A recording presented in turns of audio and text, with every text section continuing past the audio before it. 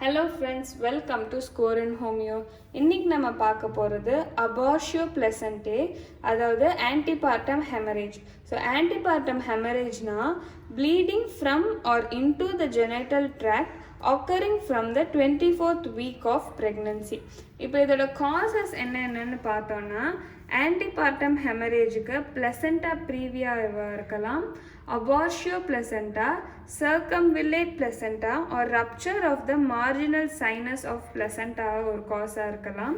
local factorsனு பார்த்தோன்னா cervical polyp, bleeding, cervical erosion and carcinoma cervixாக இருக்கலாம்.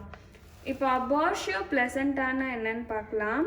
When the hemorrhage occurs as a result of premature separation of normally situated placenta. So premature placenta separate ஆகி வரும்போது bleeding நடக்கும், அதுதான் abortio placentaன்னு சொல்கிறோம்.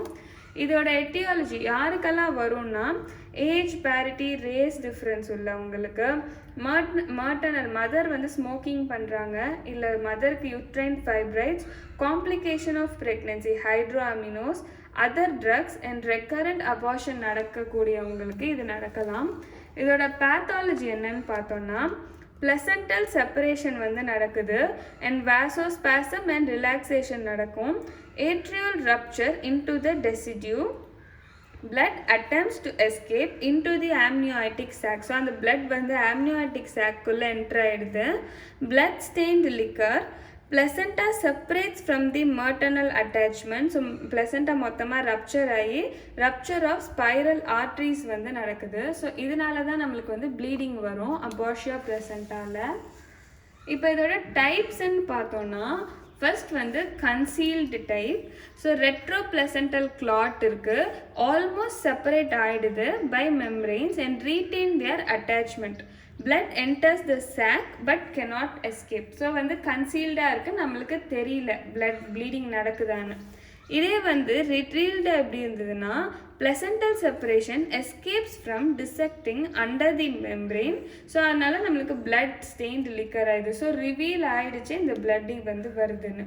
இதே மிக்ஸ்டாக இருந்ததுன்னா blood stained liquor and still concealed பிளட்டும் இருந்தால் அது மிக்ஸ்டு டைப்புன்னு நம்ம சொல்கிறோம். இப்போ இதே கிளினிக்கல் ஃபீச்சர்ஸ் பார்த்தோன்னா சிம்டம்ஸ் அப்டாமினல் பெயின் இருக்கும், bleeding per vaginam, uterine contractions இருக்கும், டெண்டர்னஸாக இருக்கு அண்ட் ஹைப்பர்டோனஸாக ஃபீல் ஆகும்.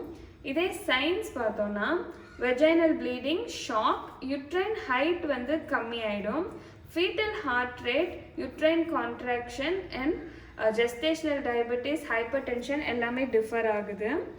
இப்போ இந்த அபார்ஷியோ பிளசண்டாவை கிரேட்ஸ் மூலியமாக நம்ம பார்த்தோன்னா ஃபர்ஸ்ட் கிரேடில் எக்ஸ்டர்னல் வெஜைனல் ப்ளீடிங், லேவர் and delivers the baby, dark others and clots வருது ஃபர்ஸ்ட் ஸ்டேஜில், ஃபர்ஸ்ட் கிரேடில். செகண்ட் கிரேடில் பர் வெஜைனல் ப்ளீடிங் நடக்கும், யுட்ரஸ் டெண்டராக இருக்கும், ஆனால் பிளட் போயிட்டே இருக்கனால மதர் ஷாக்கும் ஃபீட்டலுக்கு டிஸ்ட்ரெஸும் ஆக வாய்ப்பு இருக்குது. இதே தேர்ட் கிரேடில் சிவியர் ப்ளீடிங், யுட்ரஸ் டெண்டராக தான் ஆகிடும், mother shock and foetal death ஆகிடும், ஏன்னா due to the heavy blood loss. இப்போ இதை நம்ம எதோட கன்ஃபியூஸ் ஆகிப்போம், அதாவது டிஃப்ரென்ஷியல் டயக்னோசிஸ்னு பார்த்தோன்னா இது பிளசண்டா ப்ரீவியாவோட காஸாக கூட இருக்கலாம், அக்யூட் ஹைட்ரோஅமினோஸ் ஆர் ரப்சர்ட் யூட்ரஸ்னால இந்த ப்ளீடிங் நடக்கும்.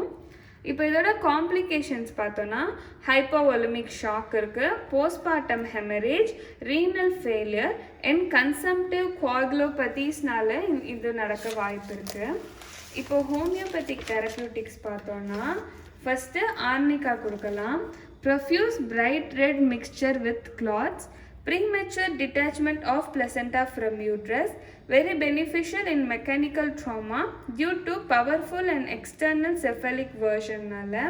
அப்படி இல்லைன்னா சீக்கல் cornutum, very useful for painless profuse bleeding, may be due to placenta previa or defective coagulation. So இது ஃபர்ஸ்ட் ஸ்டேஜில் கொடுக்கலாம், ஏன்னா பெயின்லெஸ்ஸாக இருக்குன்னு சொல்கிறனால. Thank you friends.